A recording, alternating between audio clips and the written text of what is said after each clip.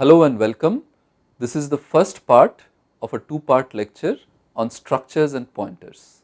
Here is a quick recap of some of the relevant topics we have already studied. We have studied about structures as collections of variables, arrays and other structures. We have seen how to statically declare variables or arrays of structure types. We have also seen how to access members of structures. In earlier lectures on pointers, we had also studied about the organization of main memory, particularly about locations in memory and their addresses, and in our lectures on pointers we had studied about pointers to variables as well as arrays of basic data types like integer, float, character and the like. In this lecture we are going to study about pointers to variables of structure types, and we are also going to see how to access members of structures through pointers. So let us quickly recall the organization of memory and addresses of memory locations. So main memory can be thought of as a sequence of physical storage locations as is depicted here. Each of these locations stores 1 byte or 8 bits as is shown here. Each horizontal rectangle can be thought of as one location of memory storing 8 bits, and these 8 bits will also be called the content or value of that location. Each physical memory location is also identified by a unique address which can be thought of as the sequence, as the index of that memory location in the sequence of memory locations. So for example, this particular location has an address 409 in hexadecimal, and the content of that memory location is all zeros. If you also recall from our earlier lectures, we had said that when a program executes, or in other words when a process runs, the operating system allocates a part of main memory for use by the process. So if this is the main memory, the operating system might have allocated this part of it for use by the process. Now this memory in turn is divided into 3 segments: the code segment which stores the executable instructions in the program, the data segment for dynamically allocated data,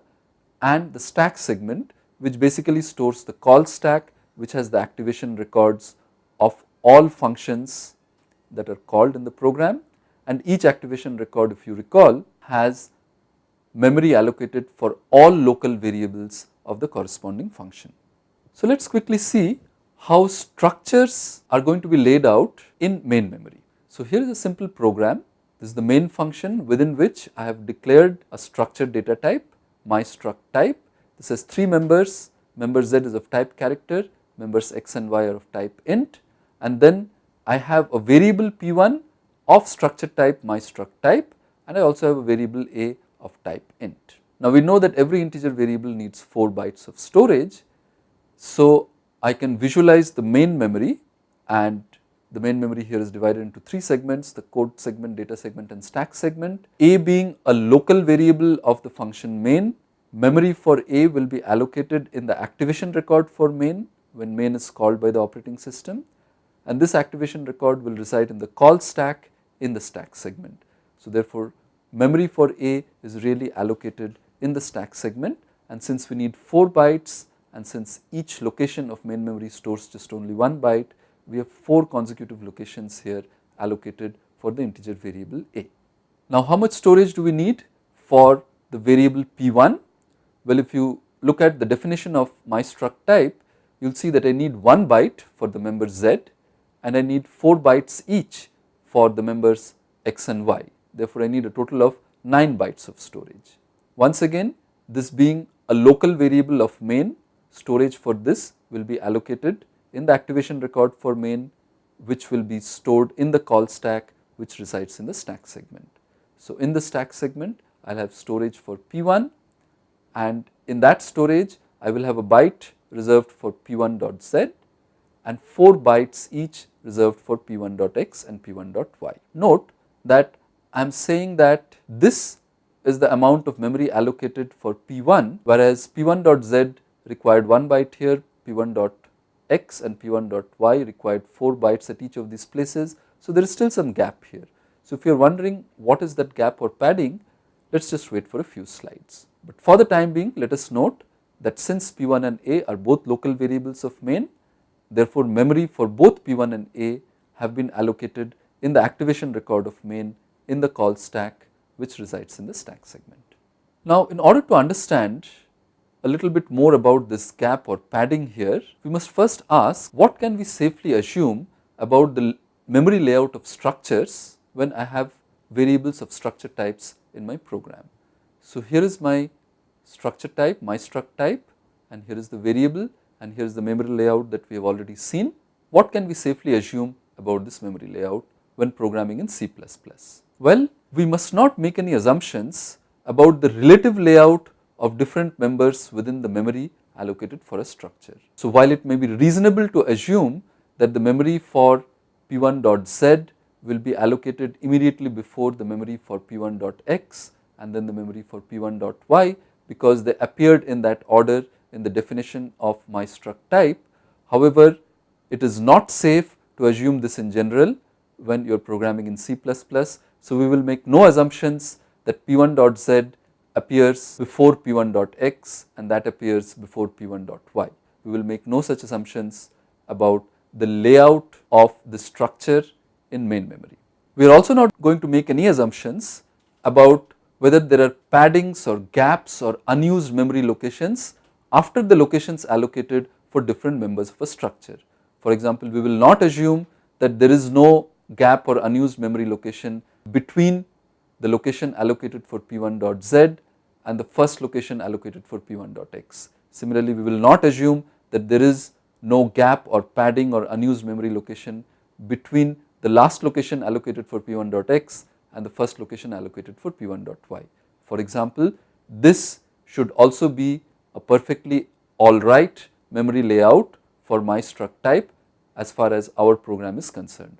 So, we must not make any assumptions about the absence or presence of gaps or paddings between the memory locations allocated for different members of a structure. However, we can assume that the memory locations allocated for a particular member like p1.x are all going to be contiguous, they are going to have consecutive addresses. So, for example, we can assume that p1.x will be stored in 4 contiguous locations and similarly p1.y will be stored in 4 contiguous locations. We cannot assume and we should not assume that there will be no gaps or paddings between p1.x and p1.y, and similarly we must not assume that p1.x will be stored earlier in the address space than p1.y. Well, now that we know how structures are laid out in memory and what we can and cannot assume about them, let us try to see how we are going to find out addresses of structures in memory and how we are going to use these addresses to access these structures in memory. Now, if you recall, we had the ampersand and star operators which we had used with variables of basic data types.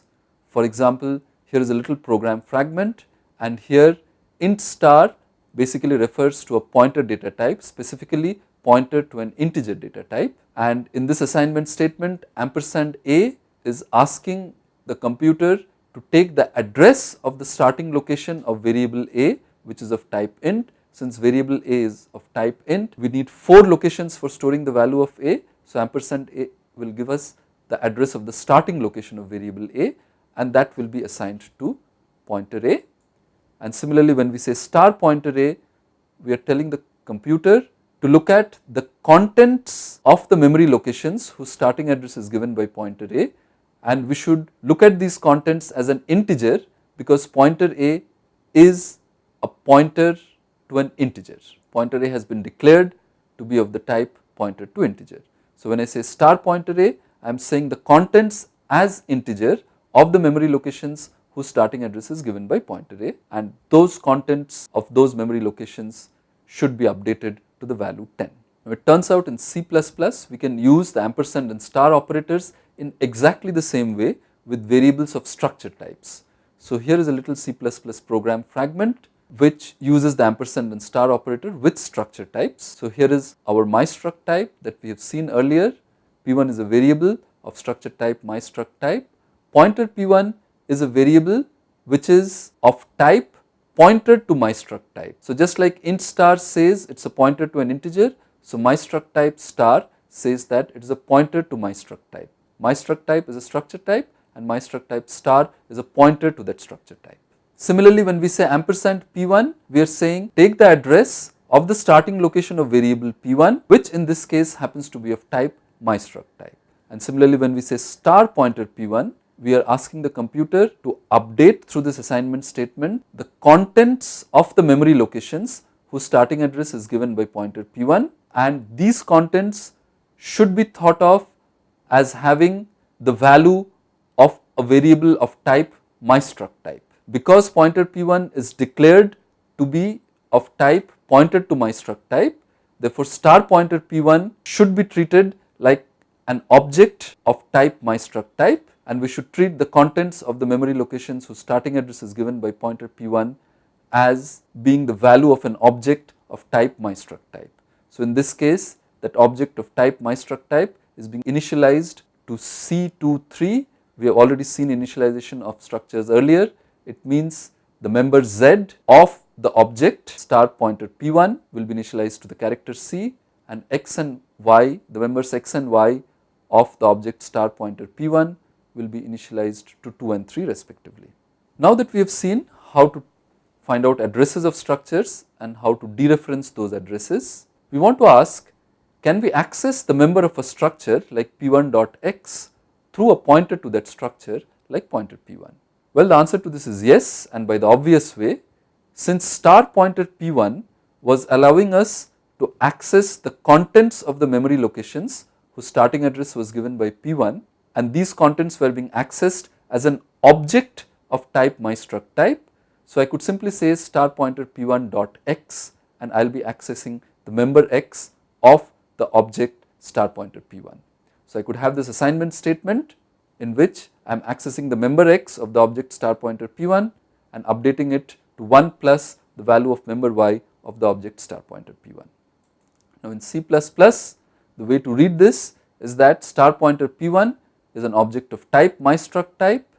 So star pointer P1.x is the member X of that object, and C++ actually provides a separate operator for situations like this.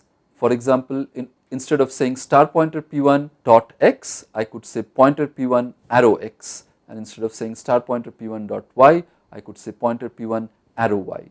So in general, a pointer variable arrow member name is the same as star pointer variable. Basically dereference the pointer variable and find out the entire structure that the pointer variable is pointing to, and then access member name of that structure. So here is our original program in which I had initialized star pointer P1 to C23 and then added 1 to star pointer P1 dot y and used it to update star pointer P1 dot x.